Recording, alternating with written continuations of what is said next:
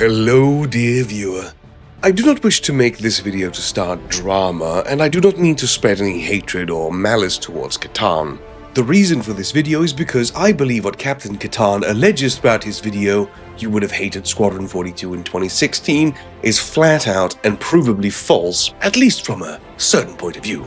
I mean, if you agree with him, you of course agree with him, but I disagree with him, and thusly I'm here. I will disprove his assertion with actual sources as much as possible instead of stating what would be my opinion as a fact and actually back it up with something. And I will also be sharing my opinions as well, and I think it'll be quite clear when I'm sharing my opinion. Katarn, through his hubris and carelessness, has forced me into the position where I must defend CIG, and I hate that. Oh, no. No.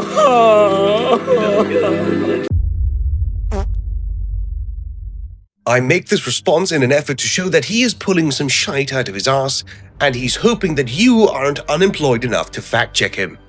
Alas, I am. Let us begin with his first argument. Footage from the 2015 Morrow tour, the first real look at Squadron 42 gameplay outside of the Star Citizen holiday livestream, which is now as taboo as the Star Wars holiday special. I have no idea why this is his first assertion, but it proves to me at least that he hasn't seen it, because if he had seen what I had seen,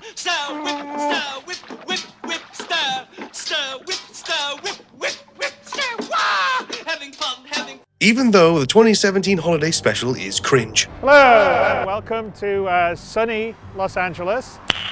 Nice. I avoided showing it for a decade because frankly, it's embarrassing.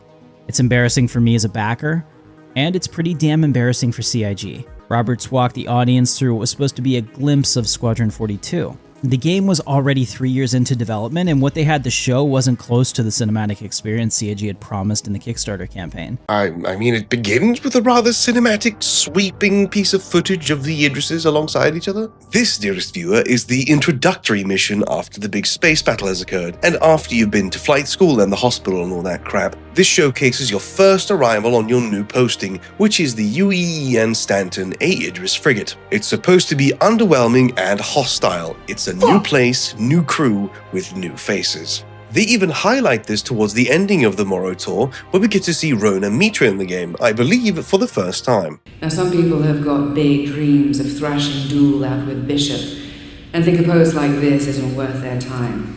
That this is a joke assignment. So I tell every new transfer this only once. We may be a small crew, but the work we do matters. And if you don't respect that, I'll make sure you spend your career scrubbing decks in the darkest corner of the Empire. Mop, mop, mop, all day long. Mop, mop, mop, while I sing that song. As you can see, she is sick and tired of people being assigned to her ship that believe that it's a bullshit post. That's precisely the way you are supposed to feel. You want to fight the duel, you want revenge, but instead this is what you got, which is proof of an effective story. And this is something that I will speak of more a little bit later. The original Kickstarter target date was November 2014. By late 2015, they were already a year past that, with no end in sight. Yes, and this was due to the community polls in 2013 and 2014, where the community voted to keep stretch goals going. So even though I disagree with how these polls were conducted, by a technicality, the community that was most active was asked, and they wanted more game for their money. And just look at it. The animations are stiff, the lighting's flat, the scene looks like a watercolor painted with mud. It looks like a low-budget space sim from a studio that didn't quite have its footing yet. And it completely wastes all of the expensive motion capture work and actors that they brought in for the roles. I'm not going to sugarcoat this. If CIG had shipped Squadron 42 in 2016 like they originally promised, this is what you would have received. You would have hated it. I know I would have. I would have hated it, therefore everyone else must surely hate it as well. I believe it's fair to say that this is patently false, as they hadn't begun any sort of polish, which is obvious even by what Katarn asserts. Yes, it doesn't look all that great because it's a work-in-progress game, and to their credit, they were not afraid to show that. But at the same time, it is also very fair to say that why wouldn't Squadron 42 in 2016 look closer to what it did in 2017, which he also features in the video alongside the Bishop speech, which was also made in 2015. But again, why wouldn't Squadron 42 in 2016 look closer to what it did in 2017? They are both 1 year apart, 2015 to 2016 or 2016 to 2017, so why does Katarn automatically assume that it would look like it did in 2015? Because it looks worse. If Squadron 42 in 2016 had looked anything like 2017, it would have been a perfectly fine game to look at. Leadpipe asks, have you as the community team been able to play through a single mission on Squadron 42 yet? I have been able to, but I have chosen not to. I have played through every mission because I come from QA and it was my job to do so. And I really believe that if Squadron 42 had released in that state it was in that time, it would have killed Star Citizen. I'm 100% confident about that. I want to walk you through why the delays are the only reason we're getting a generational game in 2026. It's hard to define what is and what isn't a generational game. That is full of unknowns that time will simply tell. You are judging a 2015 work-in-progress showcase to a game that has had 11 years of time to be polished, reiterated upon, and reworked 1,000 times. What I find problematic with this stance of argumentation is that it doesn't stem from anything to do with the actual story of the game. It's basically just, it looks bad, therefore it is bad. If we say judged Minecraft back in the day by the same metric, then it would also be a terrible game by Katarn standards. And I love Minecraft, even though back in the day, it didn't look so good. Half-Life 1 is a generational game, and it looked good for its time. With the microwave. But if you look at it today and give it to modern audiences, they're probably going to say it looks kinda crap. But what makes it special is the story, the content, the characters, and what happens in the game. Witcher 1 looks awful. Truly awful. It might not be a generational game, but it has everything going against it. It is, as stated, ugly as hell. It is stiff, it is poorly voice acted, its gameplay and quest system is awful. But the story is utterly amazing, and that is why it's one of my personal favorite games of all time. I'm not suggesting that people wouldn't have disliked Squadron 42 in 2016, but I'm also saying that there are people that would have absolutely loved it. There is nuance to all this, and making such a blanket assertion as he did is, interesting. Katarn isn't saying anything on the gameplay in reality, just judging the game based on an optional hand-holding starter mission. And as you two will see if you watch his full video that I recommend that you do, you will see that the actual basis of his argument is only in regards to how it looks, not the content of its character. CIG knew their game wasn't going to be what they'd promised. They had to make a choice, either rush to ship something mediocre on schedule, which might completely kill the project, or hold the game and find a way to actually build what they've been describing. So they held it. You gotta understand that in 2016, CIG isn't the studio that you see today. They were 3 years into a crowdfunding campaign that had already raised more money than any video game project in history, and they were struggling to figure out how to spend it effectively. They opened Foundry 42 in the UK in 2013, specifically to develop Squadron 42. Then they opened their Frankfurt office in 2015 to handle engine work. They were building infrastructure faster than they could integrate it. While growing the company, many of their initial hires didn't pan out either. Bishop's speech also dropped at the 2015 convention, but this was essentially a cutscene that had no gameplay whatsoever. Oh, so this looks good. But it's a cutscene in 2015, so it doesn't count. But what if I tell you it's rendered in engine? The rendering, the lighting, and everything you see is in the game. Like the modern cutscenes. But it goes against what Katarn was arguing for, so it doesn't count. CIG knew their game wasn't going to be what they'd promised. Yes, they did, and that's precisely the problem, because they promised too much, which led to the broken promises that Katarn speaks of later. The entire goal of Squadron 42's development is to be everything that was promised, and in a lot of cases, much, much more. Rest in peace, co-op mode. There were stories from this era of senior staff alleging Roberts would review work half a dozen times only to scrap or change it on the 7th or 8th review. I am accused of being a bit of a perfectionist, but it does need to be a great experience. That kind of management dysfunction could have prevented hires from being productive even if they were capable. The Squadron 42 we could have gotten in 2016, if it was even possible to ship a game at all, was a product of that internal chaos, a game that was being built before CIG had figured out how to operate effectively as a company. Yes, I agree that the chaos behind the scenes would of course lead to plenty of issues.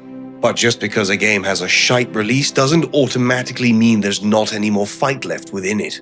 I raise you, sir, Cyberpunk 2077 and No Man's Sky. What changed in 2016, though, was massive, and it was planetary tech. The first time CIG demonstrated the ability to seamlessly transition from space to a planet's surface without a loading screen, that single technological breakthrough rewrote what Squadron 42 and what the MMO of Star Citizen could even be. Now CIG had the tech to create fully realized worlds with seamless exploration.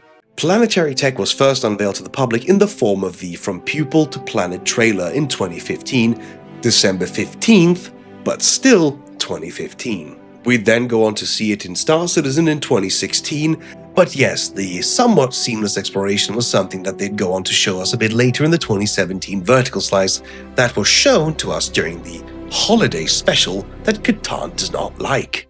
That meant rebuilding around a technical foundation that they hadn't designed for originally. Star Engine, which is the heavily modified version of CryEngine and later Lumberyard that the game runs on now, started its real divergence from the base CryEngine in 2016. And by the end of the year, CIG had to commit to the rebuild that would essentially deliver what they'd been describing. CIG of 2016 essentially had to start over technically while telling backers the game was still on track. Yes, I agree that the tech had indeed changed. Funding pressure on CIG during this period was immense, though. The engine rebuild was happening, the Crytek lawsuit hit in late 2017, and it threatened the entire engine licensing structure for 2.5 years. CIG was building 3 studios on 3 continents while trying to deliver on a product that had become exponentially more ambitious than the original Kickstarter pitch. If they told backers the truth about how much further they had to go, the funding might have collapsed and the game might have died. So is Katarn arguing that it's okay that they broke all these promises and did all this, that, and the other against their own community, but it's alright because the ends justify the means? Squadron 42, like any other space game, doesn't necessarily need seamless transition from space to atmosphere to surface to be a generational game or to be a good space sim or a space opera. But here again, we see how Katarn argues from the technical perspective of Squadron 42. But the fundamental flaw as I see it is that it talks nothing about the story or the characters. The only thing that changes is the stuff that we can do in the game. What I am arguing for is in essence that you can forego all the technical aspects of the game as long as the fundamental story that governs the game is good. You can fix any technical errors, you can fix bugs, you can add gameplay, you can add content and features, but fixing a fundamentally shite story after the fact of release is much more difficult in my opinion. What Chris Roberts said in 2016 was that the last major technical hurdle that they had to do before finishing Squadron was the big one, subsumption, that manages their AI. So as an update, most of our technology is now done. We have some key things still left. So subsumption is still the major one that we're doing. I'm going to argue that even with the crowdfunding, they almost didn't make it. The real lifeline, though, was when they got $46 million in private investment from Clive Calder in December 2018. Without that runway, I think Star Citizen would have eventually fizzled out. There was a very real chance the project could have failed entirely before 2020. The community kept funding the project on faith, and CIG helped sustain that faith with the playable MMO part that the backers could actually log into. But both the investment and the MMO being available had to happen for this game to survive long enough to find its footing. So past that point, they just kept adding shite, or perhaps certain tech that they didn't think was a big deal became a bigger deal. I don't know. The rest of the segment I mostly agree with, especially the Calder investment bit, where that investment probably in a lot of ways saved Chris Roberts and the project from itself. It was of course originally intended as a war chest for the Squadron 42's marketing, and the Calders would later go on to lend CIG a further $10 million. And they would refrain from using their options to make a return on the investments early, so at least the Calders are very sure of the success of the project. But I have to give credit where it's due too. The early backers who funded Star Citizen through 2013 to 2020, they really funded it without any guarantee they'd ever get a game. They believed in a vision even when there was no real evidence that that vision could be built. Yes, there was. It was called Wing Commander, which was what the backers in 2012 and 2013 originally backed for. As money kept pouring in, the scope would change and move away from that vision into something completely different. So it is important to separate the groups of backers over the years, because the ones that were here since the beginning were promised something vastly different from what they were originally supposed to get. They believed in a vision even when there was no real evidence that that vision could be built. Their faith is what kept CIG live long enough to find investors and figure out what Squadron 42 and what Star Citizen really needed to be. This is why people call us a cult. It's a multi-million-dollar company, not a college girl on spring break that needs to find herself. The whales who get dunked on in every YouTube video, and I'm guilty of that too, are the same people whose money paid for the planetary tech rebuild that made Squadron 42 and Star Citizen possible. We don't get the 2026 version of this game without them. You see, the Morrow Tour version for 2025 was a corridor simulator with stiff animations and flat lighting. The 2024 reveal showed cinematic motion capture from Henry Cavill and Gillian Anderson, fleet engagements with maybe hundreds of ships. Corridor simulation versus Henry Cavill and space battle. He's comparing two completely different scenes that cannot rightly be compared. They are two vastly different scenes that are there to accomplish vastly different things. And you need to keep that in mind, because it has an effect on the story. The epic space battle also that we have been shown over the years was promised as far back as the 22nd of November 2013, where it was the $29 million stretch goal. Enhanced mission design for Squadron 42. The team at Foundry 42 has big plans for Squadron 42, and we're going to provide extra funding to make it a true spiritual successor to Wing Commander. Squadron 42 can go above and beyond anything you've seen before, from opening with an epic battle instead of a training patrol to missions that seamlessly combine boarding and space combat. We aim to put you right in the action. Additional funding will let the team realize this, with enhanced mission design and more resources and animations to enhance fidelity. It's the same story. So fundamentally, thinking beyond graphics and tech, it's the same game as it's always been. Those mocaps were done in 2015 and 2014 and have been worked on since then, alongside some pickups in later years. And here is Chris Roberts himself and Dave Haddock, the lead writer on Squadron 42, showcasing how massive Squadron 42's script is. That's what we shot for Squadron 42. And that's all enabled by you guys. So I don't know if I could do the... And again, this was all in 2015. It's just the graphics he cares about, isn't it? Always has been. I really expect that the next trailer that we'll get for Squadron 42, releasing within a couple weeks, to look even more impressive with ray tracing and all the upgraded engine work. The ends justify the means. I'm surprised that of all people, Captain Katarn made this video that I will say does a great job in defending CIG's very poor choices over the years. Because even though they flat out nearly failed, it's alright because they pulled through and we're going to get an amazing game. But I'm arguing that it was always going to be a great game, regardless of how it looks. Because like I said, they can always add new stuff later in sequels or just DLC stuff. And again, I'm not making this video to start any sort of drama with Mr. Katarn or Captain Katarn, whatever he goes by.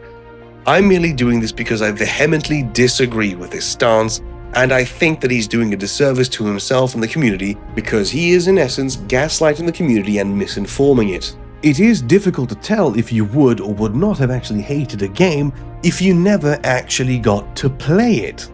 Because even though they did all of that horrible stuff with all those missed promises and missed deadlines and all that other stuff, it's all okay because by some miracle they managed to pull through. And the miracle is of course our money. So yeah, you would have hated Squadron 42 in 2016, and so would I.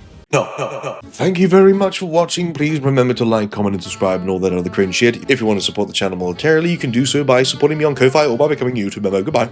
And as always, a wonderful thank you to all my stupendous Banu merchantmen, whom without all of this would be improbable.